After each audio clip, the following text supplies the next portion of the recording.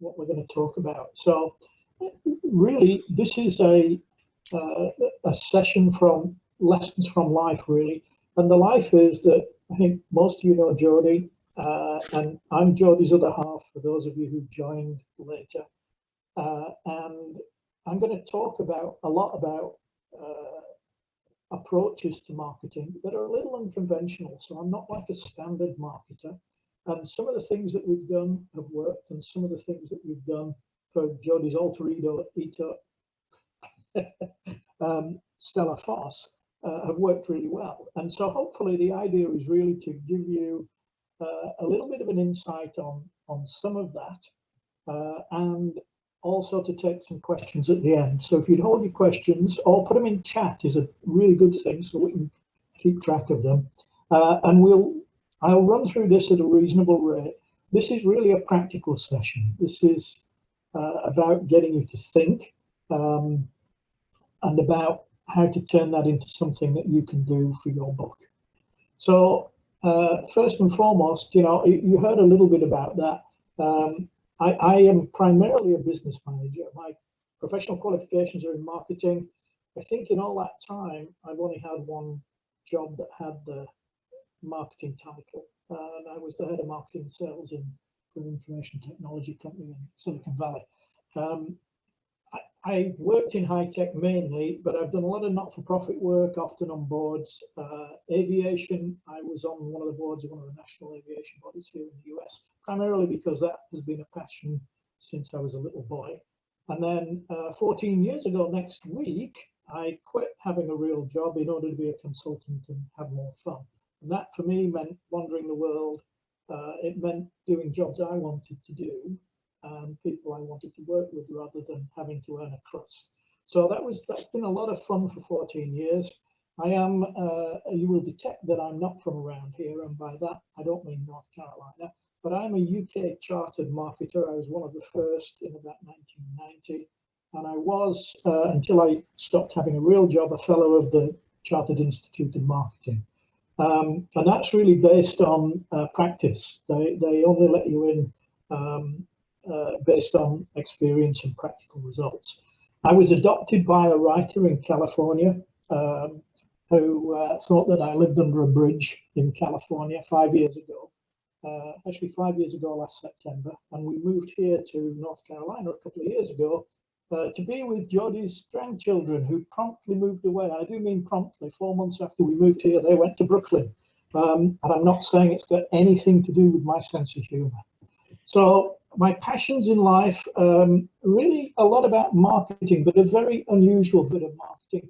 I often shake my head and I despair of the profession that I chose when I look at some of the things that we see and the results that I see today, and particularly around user experience. So I just bought a new car, and I cannot believe, I mean, it was a pretty good experience as buying a new car goes, but I cannot get them to stop sending me text, messages, emails, all of which repeat the same thing.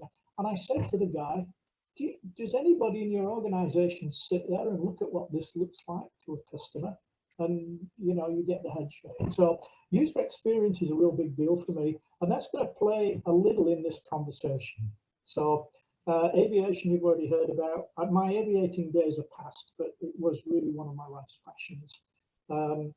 Mostly nowadays it's food, music, and conversation, and of course, this wonderful virus that we find has killed most of those. I talk to Jodie a lot, but other than that, not much. But photography has been another lifelong passion, and one of the real benefits of hanging out with photographers is you always have good photographs of yourself. You've always got a photographer there. And so a lot of my friends share my sense of humor, and these are the sort of portraits that they came up for me. I have to say, as a slight aside, these were on my dating profile, and I got a pretty good result from that. So they're not all bad. But let's talk serious stuff. First and foremost, marketing is not hard. It's not rocket surgery. It doesn't require huge amounts of intellect. It requires some discipline, and it requires some thinking, and we're going to talk a little bit about that. But what it really is long, hard, sustained, consistent, and coherent slog.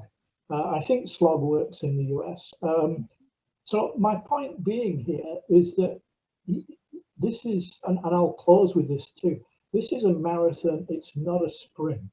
Um, and so you have to do it for a long time, consistently and coherently, before it starts to often have a big impact. Now, there are things that go, like viral videos and all of this, but most of that is, 20 years of hard work to be an overnight success. So that's the one thing that I would say. And now I'm going to put some context in that as we talk.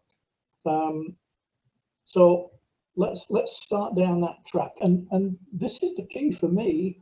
The first thing we talk about, and there's going to be a lot of writer references and hopefully humorous references to writers in here. So I hope we all know this writer.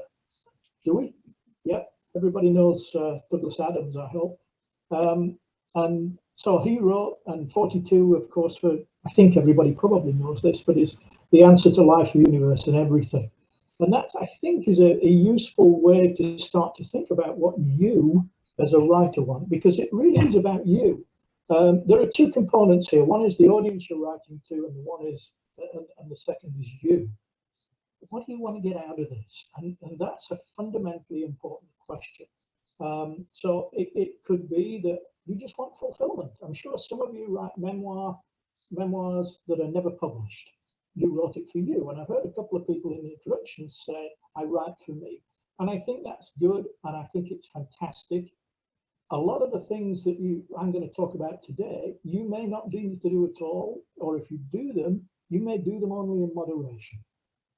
If you do it for fun, same applies, but a slightly different perspective. You might, I don't know, you might be writing humorous novels and so on and so forth. If you're doing it for profit, now that's where this gets to be really hard and difficult in my view. I think most of us have, at least at some time, a vision of, wow, wouldn't it be great to be a successful author selling lots of books, and I can live the lifestyle that I want. But it's damned hard work, and that's a lot of what we're going to share today. So if you're doing it for profit, then I would say we can debate many of the topics I'm going to talk about and the suggestions, but think about them really, really hard, because you're not setting up to do something that's going to go away in a week or two. It may be that you're writing to change things. You're trying to influence people. Rather than make money, you're trying to change people's minds, to influence them, to get them to change their view, for example, on the environment or any cause. And that requires much of the same discipline, but without the money. So many of the things that we're talking about here, you apply to a greater or a lesser degree, depending on what you are trying to achieve here. But I would say to all of you that want to go out, there are some things that you must have. And it's only a matter of degree, but you should have them. And number one on that list, those of you who've been in business, you'll have seen some of this before, but I hope to bring a different slant. You'll have a vision. And so we just talked about 42, which is really vision. Where do we want to go? What do I want to be when I grow up? And that's often the way I couch it to companies when they say, well, when I say, what are you doing? What is your vision as a company? And they say, well, what do you mean? I say, well, what will you be when you grow up? Where are you aiming? Where are you trying to go? And you'll notice that I put goal in brackets after both of these two. I don't care where your goals go, but somewhere there is a set of intermediate goals that get you somewhere. So the strategy is the means by which you achieve your vision or your intermediate goals, the how. And we'll talk a lot about that. And then we're going to talk about tactics. And primarily, again, because I'm talking to writers, we're going to talk about Kipling. Mr. Kipling, and for those of you who've traveled in Europe, I don't mean Mr. Kipling, the cake maker. I mean Kipling as in Rudyard. So we'll come back to that. And then you should have a task list. And I'm going to talk a lot about planning, not plans. I don't like marketing plans because they're things that live on shelves, but I do like market planning and planning in general, which is where you talk about what you're trying to do, why you're trying to do it, and so on and so forth. And those conversations are the most important. Actually, activity and tasks take time and resource. but actually knowing all of the things that you want to do and when you want to do them and why you do it and to whom it is really the key part of thinking. You should, as an author, I think, have a voice, particularly if you're trying to influence change. You should have a voice as an author, but some of these, less money, financially oriented writings, where you, for example, want to change the environment, you sure as heck have to have a voice, and you should stick to that and be consistent. And I'll talk a lot about that too. And I would argue that you have a point of view. Now, those of you who've been on Stella's website know that there is a manifesto on there, and I like that sort of approach because it says who the author is and what they stand for and what they care about. And in Stella's case, it's really about women after midlife having a voice and writing, and in particular writing erotica, but in general. Now, when you've got all of these things, it gives you the framework to make decisions about what's in scope and out of scope.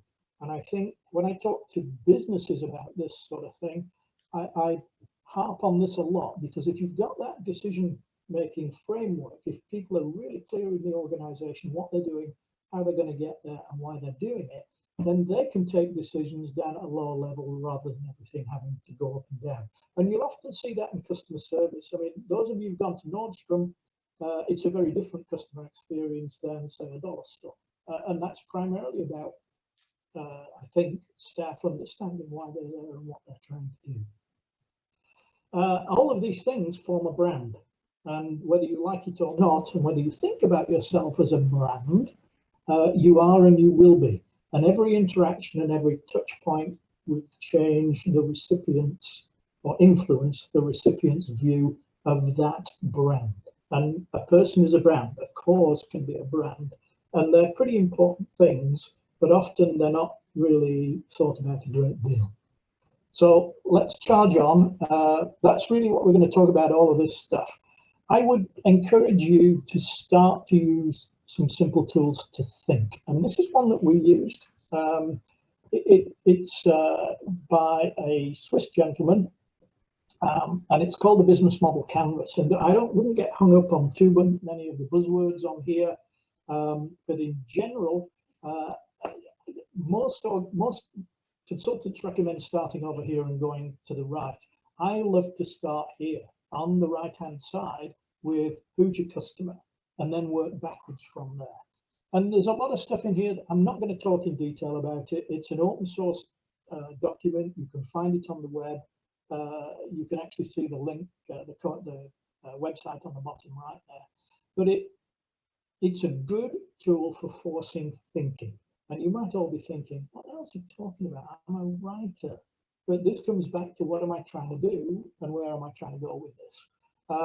So the value propositions, how you get, which channels are you going to distribute? And we're going to talk about some of these in some depth and some in less depth.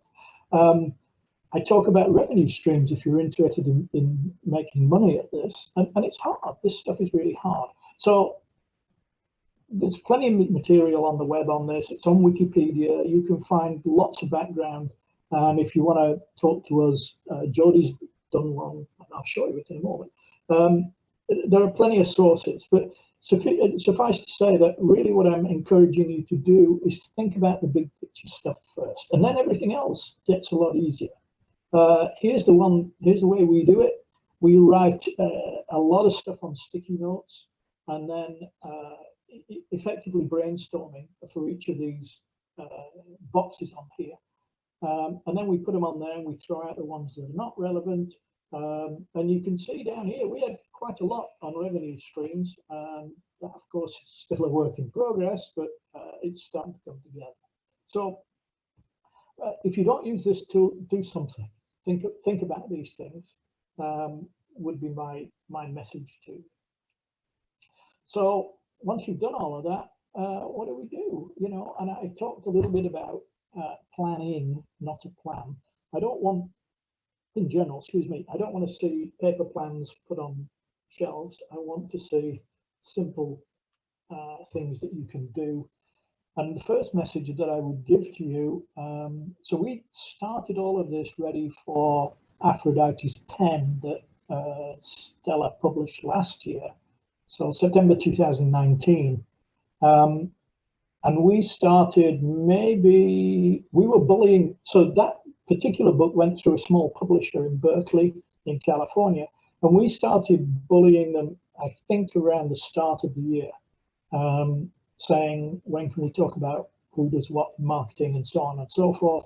And they put us off and put us off. And I think we were probably a quarter before, so maybe June, and the book was released in September. So by the June, we had a website up. We had done much of the work that you saw on that chart. And I will tell you, no matter what stage you're at, as we were, we were too late. So just to start to think about some of these things, you want to be out there way, way, way before publication, getting your name known. I mean, if you're an established writer and you've got a name, then some of this is to some degree moot. But this was Stella's first publication, and we wanted to be out there. And of course, when you put a new website out there, it's not known. Nobody, Google doesn't recognize it. You've got limited content on there. I'll talk about blogs later, but if you're producing blogs, how many have you got 3 months before publication? Answer, not very many. I would really, really encourage you to use a calendar, and by which I mean there are two of us in this house, one of whom uses a paper calendar a lot, and I don't. I mean, Jody does use a digital calendar too, but you can now, with this modern calendar technology, you can put multiple calendars on and have them overlay, so you can do a lot of this work really easily. So a calendar is a great tool because that's where your tasks go. That's where the task list is. That's where the dates and the to-do dates are. And so to me, this is one of the most valuable tools that you can find. And I'll talk a little later in this session about a little more about how to do that and how I tend to think about these things and recommend that you start to use a tool. This is another one. Somebody said there's a lot of humor in writing. So I have this really warped sense of humor, and this is the point at which if Jody wasn't muted, I beg your pardon, muted, she would be saying, "Oh, just ignore him. He thinks he's being humorous." And so when people would say to me, "Do you like Kipling?" I would say, "I don't know. I've never kippled." So now Jody's shaking her head and going, "Oh my God, he did it." So the point about Kipling, Rudyard Kipling, is he had a little poem. I don't know if anybody knows Kipling, but the strict version of this is, "I keep 6 honest serving men. They taught me all I knew. Their names are what and why and when and how and where and who." And that, every time I teach marketing, I use some variation of this, because if you can answer those 6 questions about any aspect of it, and you're really serious about pushing in, and by which I mean, don't take the first or superficial answer, keep asking more and more and more, what and why, and push until you get an answer that you can't take any further. And then you're usually on pretty solid ground. It's simple. I like it. It works. And if you use these simple tools, and we really need simple tools, because I'm going to talk to you about the workload and the resource implications in a little while.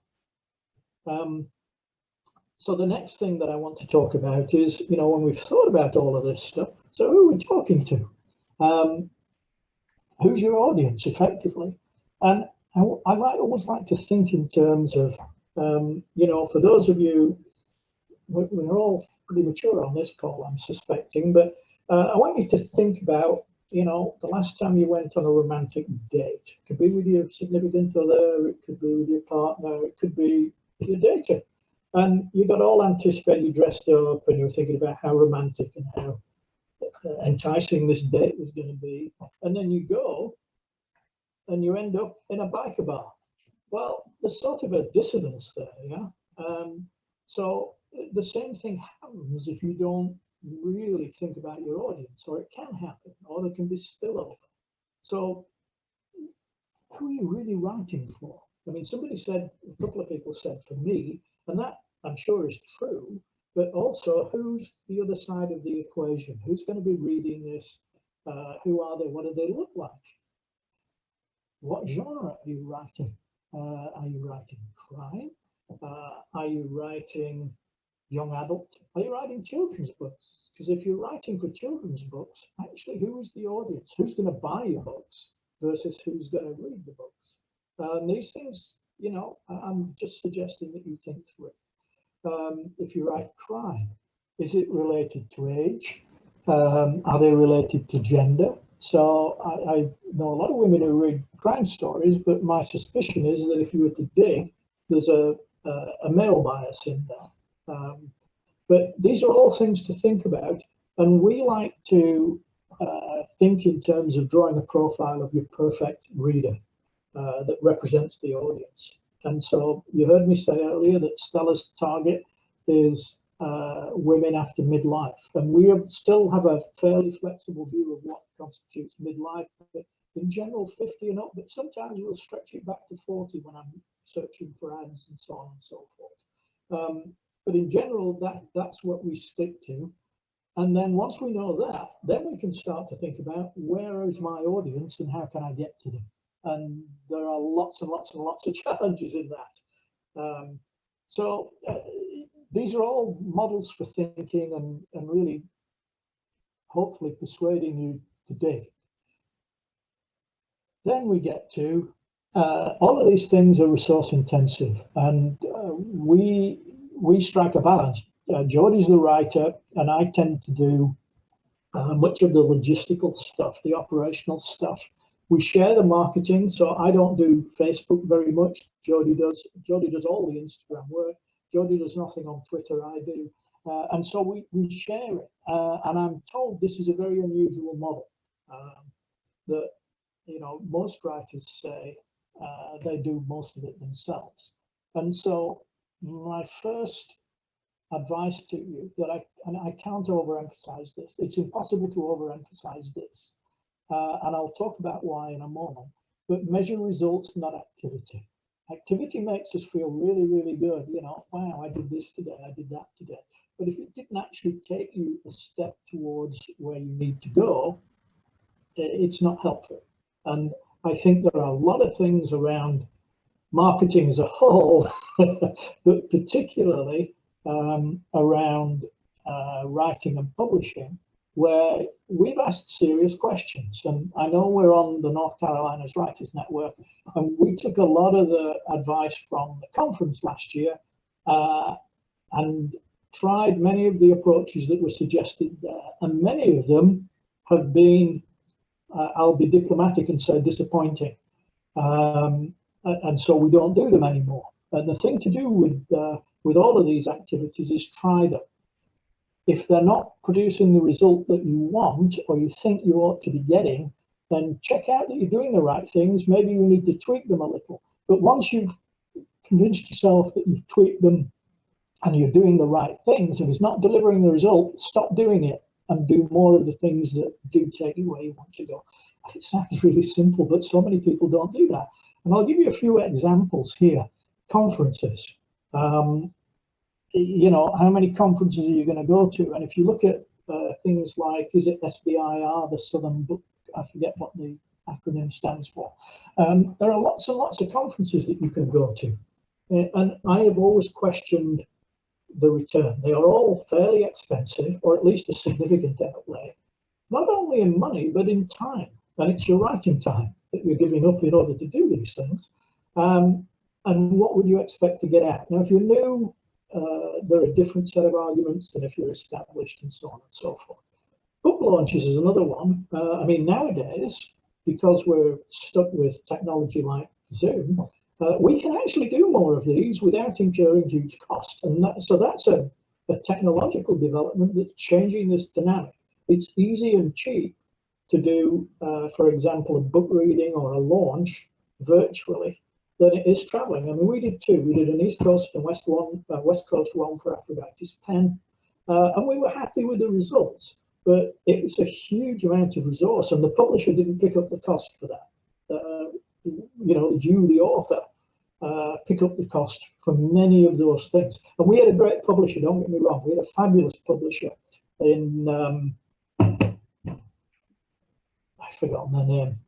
It's a devil getting old. But they were great. They did fabulous stuff, and we sat down ahead of time and we worked out who was doing what. And then, of course, they go off to the next book. And so the person who's continuing to do that, and they do come back from time to time. So Jodie just did an interview that they came back when that's a year later. But for the most part, it's us doing the marketing going on. Reading, same with book readings. You can now do those virtually, and it's a great way to do it. But if you're not doing it virtually and you're being asked to travel, I would look really hard at what you expect to get out of that. What's the result that's going to come as a result of doing all of that activity? And sometimes, these things don't make sense. And they're not just financial. There are reasons to do things that are non-financial that might be strategic, because what you're trying to do with all of the activities that you're doing is building relationships, whether it's with other authors in groups like this, whether it's in conferences. There might be a networking benefit that is huge, particularly if you're looking for something like an agent. They're all in one place. So I don't just mean financial, but that's out there too. And then the reason that I titled the slide the way I did is I see a huge number of service providers out there right now for authors. And I shake my head at some of the charges that I see going on out there. Now, I know everybody needs to make a living, but be really clear in your own mind about who is going to do what and the resulting costs that come with that if you're going to go outside of doing it yourself. And there are some real big issues around that. They can be significant. Particularly if you're going to external sources, that's it soon adds up. And the model that we're going to nowadays, that I run the website for Stella, and the website runs on quote free software, but then you need an add-in to do this and you need an add-in to do that, and this one's only $50 and that one's only $50. But by the time you add them up, if you look at an annual run rate, and that's what I tend to measure, is what's it cost us annually to do this, what's the run rate, then it gets to be quite expensive quite quickly. So again, those objective lenses on looking at how these things work. So what do? I would suggest that for most authors who are trying to build sales, the mailing list is the number one thing that you're trying to build. And we do that we have a website, we have a blog. And when we talk about resourcing, Jodie writes all the blogs, and we do only 2 blogs a month and 1 newsletter. And that doesn't sound a lot until you try and do it. And you do it every single month. That means that Jodie has a blog to write every 10 days. So 10th and the 20th, the blog goes out. And if you're not on the mailing list, you should be. Think about it. StellaFosse.com. And then a newsletter at the end of the month. And we share that. So Jodie does the writing, I do the production, usually the graphics, the images that go with it, and so on and so forth. And it's a significant resource consumer. We do use Facebook, and I talked a little earlier about Jodie tends to be the lead on that. I do a little bit. And we have a Facebook author page. One of the recommendations that we got from the publisher was change it from being a personal page to being a publisher page. And the only advice I can give you is be really, really clear about the difference between those two, because we had lots of followers on on Stella Fosse's personal page, and when we converted it, we lost every single one. The only upside is that you can run ads from an author page that you can't do that from a personal profile. And we've done a little bit of that. I'm not going to talk a lot about that today, but there are some good places for advice out there on that. We do LinkedIn. Surprisingly, interestingly, Jodie maintains the LinkedIn for Stella as well as her own personal LinkedIn. And I've been pleasantly surprised how much of a result we've got from LinkedIn. Jodie's done a great job there. Twitter, what can I say about Twitter? There are lots of authors on Twitter, and they do a lot of sharing. They do a lot of this, circulating each other's names. In terms of results, by which I mean how many click through to sign up for the free book, the free ebook download, or to join the mailing list, or anything else. This is one of those where, Twitter gets a lot less attention from me nowadays, primarily because I don't see the results coming out of it. And that may be me. It may be me. Others may find it the most fabulous channel, but for us, it's still out. Jodie gets a lot of response on Instagram. It's a much more graphical, for those of you who don't know it. Jodie tends to create these gorgeous graphics and put in the phrase, all fancy. I tend to be straight text guy. And they can work. Pinterest, a little bit, not much. Goodreads, I wish we could find a way to get this to happen. So here's another one of my takeaways for you. For those of you who are thinking about publishing, we all think, hey, our author friends will help us. They'll do reviews, they'll do recommendations. We have found it particularly hard, and we had a good group. They're a great group of folks in California, but getting recommendations from them, reviews from them, and I have this phrase, I'm a photographer, so one of the things we do in photographic critique groups is we say to folks who are new, this is not like showing it to your mum and your mum saying, very nice, dear, that's lovely. It's easy to get that. What we really want is people to take action and to go off and do something. And that proved particularly hard. So Goodreads, I don't find a fabulous platform, but there's a lot of activity on there, and we're still working it. The jury's out on that. What we have tended to do nowadays, we're looking at something called BookFunnel, primarily because our website host wouldn't let us download books directly from the website without hitting all sorts of security issues. And BookFunnel is a good place. There are a couple of these places, but BookFunnel is the one that we opted for now, where you can do cross-promotion with other authors. So you can share lists and so on and so forth. We have not yet done that. We're about to go at the end of this year, beginning next year, with a couple of list building exercises back up here to the building a mailing list. I'm talking probably way too much.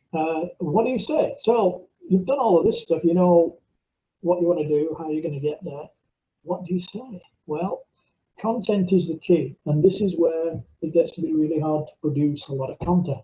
I'll give you an example. Everybody says a website is really, really hard. It's trivial to do a website. Nowadays, the technology is simple, it's easy. The content is really hard, and that's usually where websites struggle. So, when we're putting websites together, it's not about, you can do the little menu map, and that's trivial. But getting content that's meaningful, that delivers on all the things that we talked about earlier, is hard. It's really painful to produce good, consistent content. It really is. Web, the blog, I've talked about both of those so far, but just on the blog, even that three articles per month, I want to say there's probably at least 3 days of work in that, at least, between all the amalgam of people involved. It's got to be relevant to the audience. So one of the things I think sometimes Jodie and I talk quite a bit about is this is a great piece. It says what you, the author, wants to say. What's it got to say to the people who are going to consume it? How do we make it relevant both to what you want to say and to them? And I think that's challenging when you're doing things like blogs, for example. It's really easy to pontificate. It's really hard to get them engaged and to take whatever action you want them to do, whether it's to sign up to your mailing list, to go out and argue for a cause, to pick up a political banner or whatever it is. It's got to be consistent. This comes back to your brand and your persona. It's got to be coherent. So it's got to talk within that framework that I've talked about and that brand, it's got to be coherent within that, and it's got to be consistent. And we've already talked about the resource intensiveness. Hopefully, I've made that clear without scaring the pants off you. So how do you talk to them? This is where, in the old days, before these fancy calendars, this is exactly what I used to do. I had a Word document that looked like this. You can work out what the line across the top is very easily. And these things down here are your channels. What are you going to do? Are you going to go to exhibits? Are you going to go to the writers' conference? How often are you going to update your web? How often are you going to post on Facebook? And well, you get the picture, yeah? All of these things, whatever the list that you have goes here. And then I want to mix these across there, and I want to say I'm going to send a newsletter out, for example, at the end of every month. But the reason that I like this format is it gives you, the calendar element of the what, where, when, who, why. But also, if you're really smart about this stuff, you can do assume you were doing an email, it would play to what's going on in your newsletter. Whatever you're doing in your newsletter, you should be able to put on Facebook, at least in extract. You may not put the whole thing on there, but you might put a topic, and vice versa. If you're doing things on Facebook, you might want to include, excuse me, some notification in the newsletter, or you might want to put on YouTube. You would certainly want to be putting some of that information on Goodreads, on your profile. So Jodie's blog automatically feeds to Goodreads, which is both a good thing and a bad thing. The good thing is a lot more people see it. The bad thing is they swipe it, put it on their site, and hence they don't go back to Stella. So, there are pros and cons to all of these things. You need to thread your way through them. But the real value in having a chart like this is that you should be able to link all these things together and get more value from it than you would doing, for example, a single email or a single Instagram. And I think that's, I've used this for over 20 years, and you would think I would be better at using it, but this is a cobbler's wife, worst shot sort of thing.